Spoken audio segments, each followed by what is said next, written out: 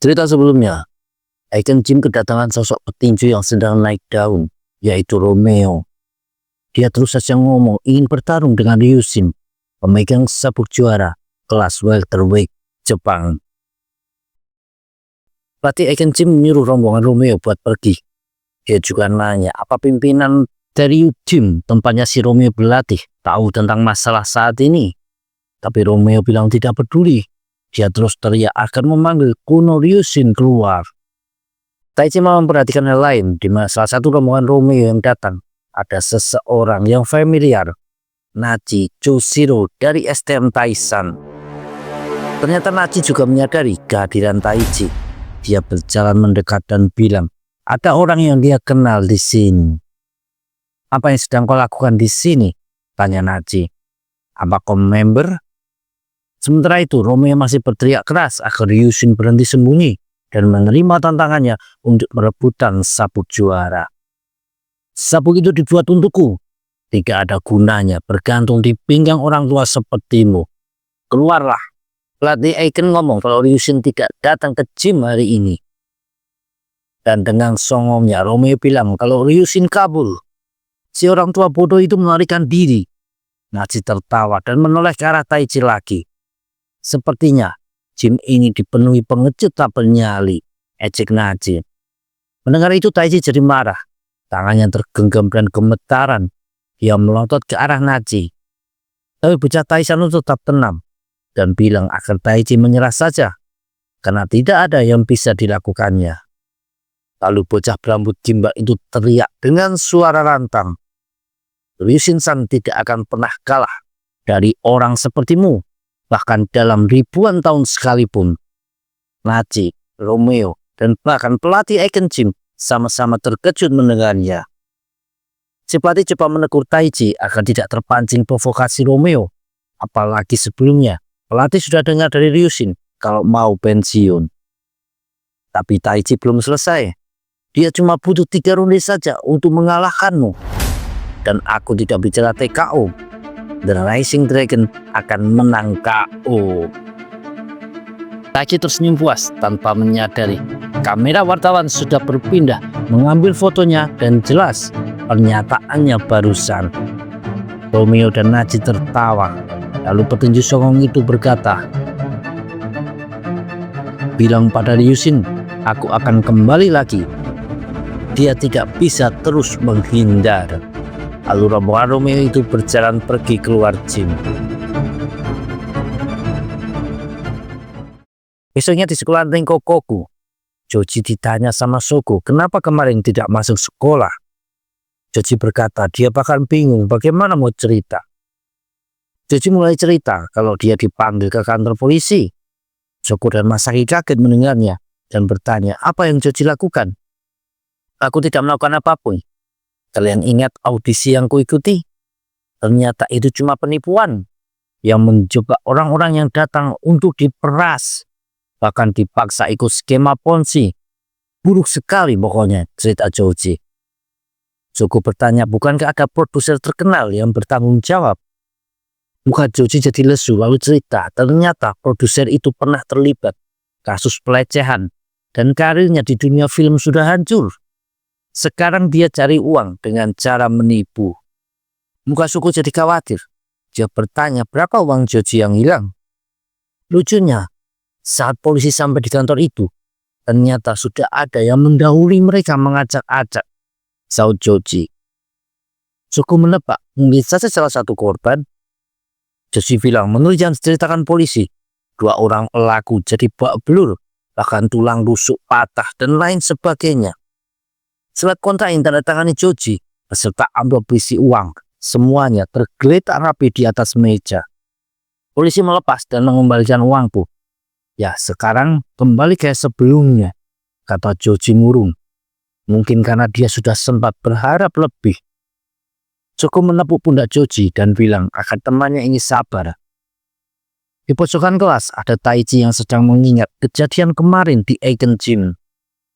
Para wartawan ribut setelah mendengar pernyataan dari Taichi. Mereka terus mendesak pelatih dengan pertanyaan, apa benar Ryushin akan menerima tantangan Romeo? Pelatih itu menoleh ke arah Taiji dan bilang kalau ini akan jadi masalah. Sementara Taiji cemas dia akan diomeli sama Ryushin. Sedangkan Joji malah penasaran siapa yang sudah mengamuk di kantor audisi itu. Lalu masuk Hashikan dan menyapa semuanya dengan ekspresi ceria seperti biasa. Sedangkan di tempat Kingjo, dia sedang merawat seorang pasien. Kingjo berkata kalau orang yang membuat pasien ini cedera sangatlah tidak bertanggung jawab, bahkan membuat pasiennya ini harus pindah kerja. Kingjo bilang kalau orang itu harus menerima balasannya. Pasien itu menjawab mungkin saja Kingjo akan bertemu orang brengsek tersebut. Si dokter pun bertanya siapa nama orang itu, hanya untuk berjaga-jaga siapa tahu ketemu. Dan dijawab nama orang itu adalah Hasitsume Kanta. Orang yang sama dengan asisten Seton, si Hashikan. Kingjo menggumankan nama itu dan si pasien bilang akan menghajar habis si brengsek tersebut. Malam hari di tempatnya Romeo, dia sedang kesal karena masih tidak ada respon dari Kuno Ryushin. Terlihat ada Nachi yang sedang bersamanya. Lalu Romeo ngomong akan mengeluarkan kartu as yang disimpannya. Dia mengambil sesuatu dari dalam tas. Dan ternyata sebuah bendera kecil. Romeo menyuruh Nachi untuk mulai merekam live TikTok. Ryushin, apa kau tahu apa ini? Buat orang lain mungkin tak berarti, tapi... Lalu Romeo mulai membakar bendera hitam itu sambil tertawa. Bendera berlogo tengkorak, simbol dari The Front of Armament generasi 4. Terlihat beberapa siluet orang-orang yang menonton live TikToknya Romeo. Bahkan ada yang membanting HP saking marahnya. Kita semua bisa menduga siapa orang-orang itu. Yang pasti mereka tidak akan mendatangi Romeo cuman untuk JPG. Ada Ryushin juga yang melihat video provokasi dari Romeo ini. Di klinik Kingjo datang lagi seorang pasien. Kali ini si dokter sendiri yang mengundang orang tersebut datang. Dan itu adalah Kuno Ryushin. Kingjo memberikan sebuah botol green tea dan Ryushin bilang tidak perlu. Tapi Kingjo tetap meletakkannya di meja depan Ryushin. Siapa tahu nanti berubah pikiran. Dengan wajah serius Kingjo bilang dia sudah lihat video terakhir si Romeo. Dan mengatainya benar-benar idiot. Sampai membakar bendera armamen.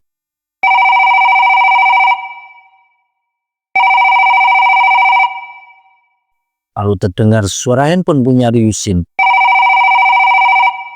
Dia minta waktu ke Kingjo untuk menerima panggilan ini. Beberapa saat Ryushin berbicara di handphonenya. Setelah berakhir, Kingjo bertanya apa semuanya baik-baik saja. Ryushin menjawab cuma beberapa teman lama saja. Kingjo langsung paham dan menebak kalau itu orang-orang armamen. Handphone tidak berhenti berbunyi sejak kemarin. Seharian, aku harus meyakinkan banyak orang agar tidak bertindak sendiri-sendiri. Kingjo bertanya, apa yang akan dilakukan Ryushin? Dia juga berkata, kalau tidak mungkin Ryushin membiarkan Romeo begitu saja. Ryushin diam sebentar, lalu berkata, kalau dia sudah melewati masa di mana dia akan langsung maju tanpa memikirkan konsekuensinya. Aku tidak peduli orang-orang menganggapku penakut. Semuanya sudah berbeda. Ada hal lain yang harus kujaga, jelas Ryushin. Kingjo bertanya, apa artinya Ryushin tidak akan melawan Romeo setelah semua yang orang itu lakukan? Ryushin diam tak menjawab. Lalu Kingjo bertanya lagi, apa ini ada hubungannya dengan tangan kananmu? Kingjo meraih botol minuman yang disediakan untuk Ryushin. Dia membukanya sambil bertanya, apa terasa sangat sakit sampai membuatmu tidak bisa membuka botol ini? Tanya Kingjo lalu meletakkan botol minuman itu ke dekat Ryushin. Pria berambut gondrong tersebut meraih botol lalu meminumnya. Setelahnya dia bertanya ke Kingjo, apa yang membuat dokter ini berkata seperti itu? Posturmu. Manusia cenderung melindungi bagian tubuh yang terluka, dan itu ngefek ke cara dia bergerak. Dan kalau itu berlangsung lama, akan mengganggu keseluruhan badan. Jelas Qingzhou. Dia menggulung lengan baju dan bertanya, apa boleh memeriksa lengan kanannya Ryushin? Tak berapa lama, Qingzhou sudah selesai memeriksa. Dia menulis beberapa catatan terlebih dulu sebelum berkata ke Ryushin, semua akan baik-baik saja. Setelah sedikit perawatan, ya lebih dari sedikit sih, kau akan melihat perkembangannya. Ryushin terkejut mendengarnya. Berhenti khawatir, dan aku jamin kau akan mampu ngasih Romeo pukulan yang pantas dia dapatkan, kata Qingzhou sambil nyengir lebar. Sementara itu, di sebuah toko ada seton yang kaget mendengar jumlah 10.000 yen. Cuma 10.000 yen buat kesayanganku. Apa matamu sudah tidak sehat? Ini sudah ku upgrade beberapa kali. Orang tua berambut botak atas dan berkacamata bilang, kalau skuter sangat rendah peminatnya. Seton masih ngeyel kalau skuternya berharga lebih dari 10.000 yen. Dia lalu nunjukin beberapa aksesoris yang dia pasang di skuternya. Tapi orang tua itu malah bilang, kalau itu menjelaskan beberapa partnya sudah tidak orisinil. Harga yang dia tawarkan turun jadi 7.000 yen. Jelas seton jadi terkejut. Pak tua berkata, kalau spare part custom sangat susah dijual. Seton langsung berteriak panik. Kalau tadi sudah deal 10.000 yen. Lalu seton pun dikasih selembar uang 10.000 yen sambil diberi pesan. Kalau batas waktu membayar adalah 3 bulan saja, atau skuter itu jadi milik si Pak tua. Seton mengucapkan perpisahan ke Kurokoma dan bilang kalau dia akan segera menebusnya. Sore hari di atas jembatan, seton sedang berjalan santai. Dua cewek yang sedang jogging melambai ke seton membuat si guru tadi tersenyum senang. Dia melihat tak jauh di depannya ada Hasikan dan segera seton berjalan di sampingnya. Apa yang kau mau, seton? Jangan mengikutiku. Seton mengeluarkan selembar uang yang dia dapatkan tadi. Hasikan bertanya, uang apa ini? Aku mengembalikan uang yang aku pinjam, teriak seton. Dia berjalan mendahului dan ngomong kalau sekarang sudah impas dan dia tidak berhutang lagi pada Hasikan. Si guru musik itu diam, lalu melihat ke arah seton dan memanggilnya. Tunggu sebentar. Seton menoleh dan bertanya apa maunya, dan dijawab kalau ada bunga pinjamannya. Kau tidak bisa membayar hutang begitu saja tanpa memberikan tambahan. Seton berteriak kesal dan bertanya, apa Hasikan pernah terpikirkan bagaimana 10.000 yen itu bisa dia dapatkan? Seton harus menggadaikan Kurokoma. Aku tidak tahu dan tidak peduli, jawab Hasikan dengan nada datar.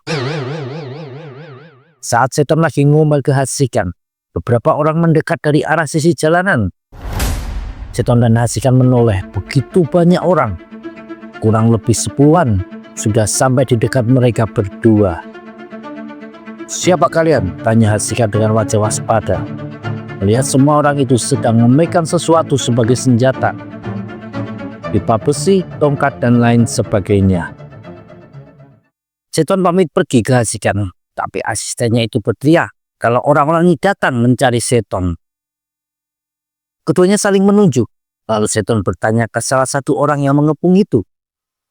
Pria dengan jaket kulit dan memegang pipa besi berkata, kalau dia Kisaki Takuma dari Boson dan biasa dipanggil Kisataku. Hasikan berteriak tidak pernah mendengar nama Boson, sedangkan seton malah khawatir kalau benar dirinya lah yang dicari. Lalu ada yang berteriak memanggil nama Hashisume. Seton mengenalinya sebagai orang yang dia temui di depan sekolah sebelumnya. Orang itu berteriak kalau ini akhir hidup Hasikan. Seton tertawa dan bilang, dugaannya benar. Mereka datang undat Hasikan. Dia melambai dan segera pamit pergi. Semoga beruntung, Hasikan.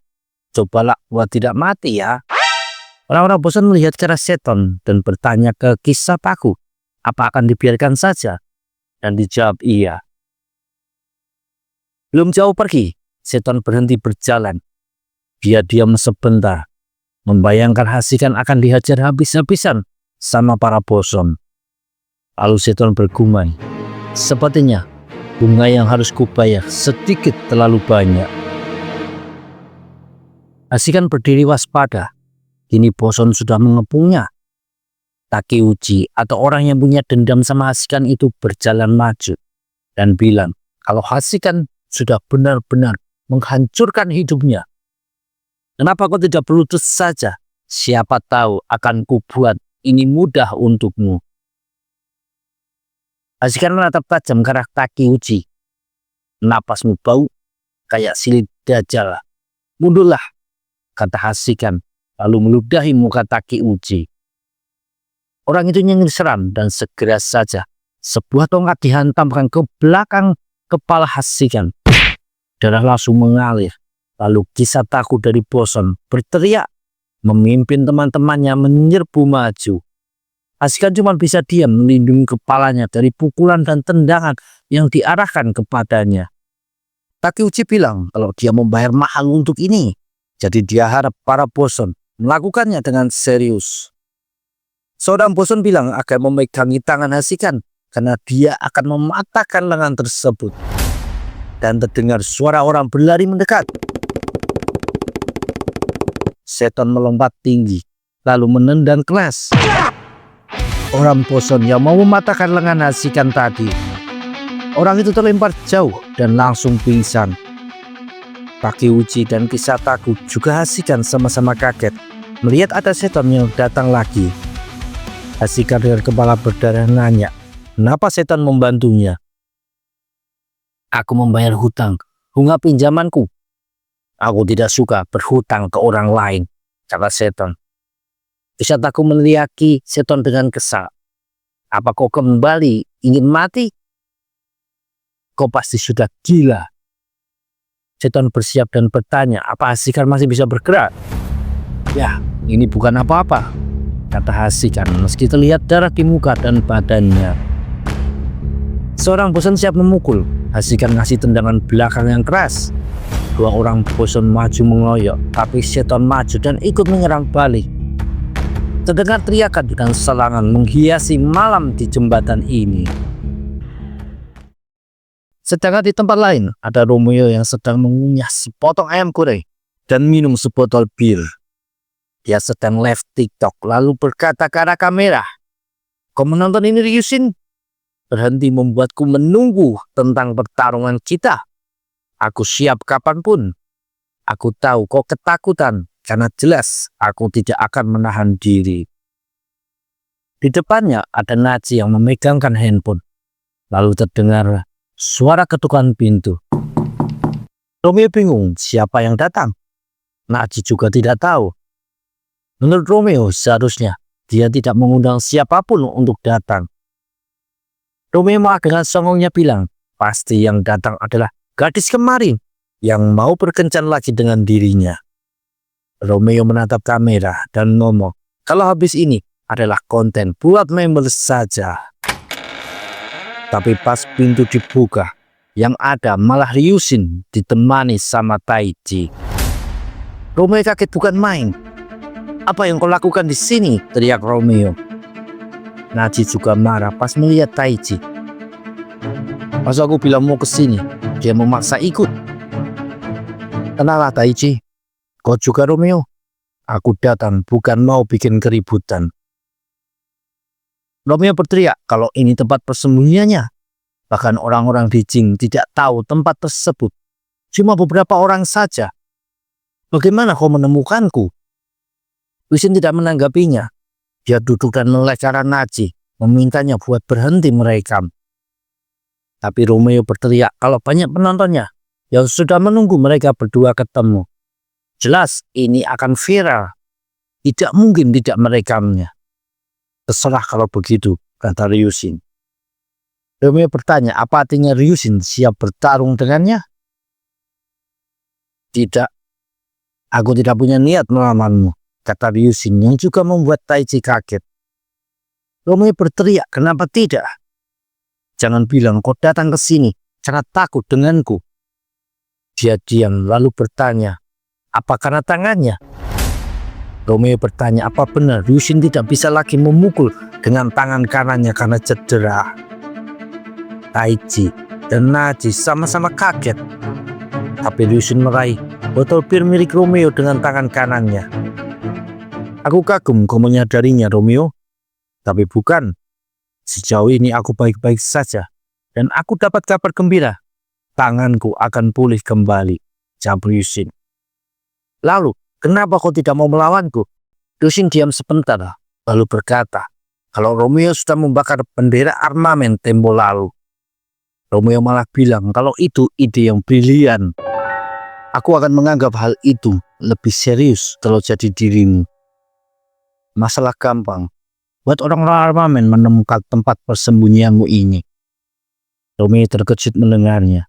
Lalu Ryushin lanjut berkata kalau dia tahu Romeo berasal dari Osaka. Dan salah satu teman Ryushin sekarang tinggal di sana. Dia ngasih tahu sesuatu yang menarik. Mengkonfirmasi sesuatu kecurigaanku. Ayahmu sedang sakit parah kan? Tanya Ryushin. Jelas Romeo langsung terdiam kaget mendengar itu. Begitupun Naji dan Taichi. Ryushin bilang itulah alasan Romeo terburu-buru. Karena kau ingin ayahmu melihat sabuk juara di pinggangmu kan? Tanya Ryushin. Dia juga bilang dia tahu kalau Romeo berlatih lebih keras. 2-3 kali lebih dari orang lain. Bahkan menjalani diet ketat. Sebagai juara, Ryushin paham banget dengan hal tersebut. Bahkan Ryushin yakin sebentar lagi perut Romeo akan sakit. Romeo langsung menyuruh Naji berhenti merekam. Dan dia ke wastafel memuntahkan isi perutnya. Romeo menunduk dan bilang, tidak menyangka Ryushin bisa tahu.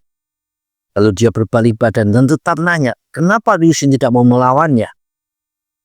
Akan salah kalau melawanmu ketika hatiku berkata sebaliknya. Akan jadi penghinaan bagi kita berdua dan juga ayahmu, jawab Ryushin. Sementara itu di jembatan, para Boson sedang berjalan pergi sambil mengaku kesakitan. Takeuchi meneriaki Boson agar kembali karena sudah dibayar. Tapi Kisataku berteriak kalau mereka bahkan harus ke rumah sakit. Dia tidak menyangka ada monster tersebut. Dan dia akan menagih biaya ekstra untuk itu. Seton dan Hashikan berdiri di belakang dengan muka penuh luka dan juga nafas tersengal-sengal. Keduanya lalu duduk kelelahan. Kau kuat juga, Seton, kata Hashikan. Kau juga tidak buruk, saut Seton. Mereka berdua tertawa. Hashikan berkomentar, padahal mereka sudah tidak seharusnya terlibat perkelahian begini. Terdengar suara motor berhenti di belakang mereka. Seton dan Hashikan menoleh. Mereka cemas mengira itu para Boson lainnya. Kulihat kau tidak berubah. Masih suka berkelahi, ha, Seton? Terdengar orang di atas motor tadi bicara. Seton langsung kaget melihat sosok wakil ketua generasi 4, The Front of Armament, Murata Juso.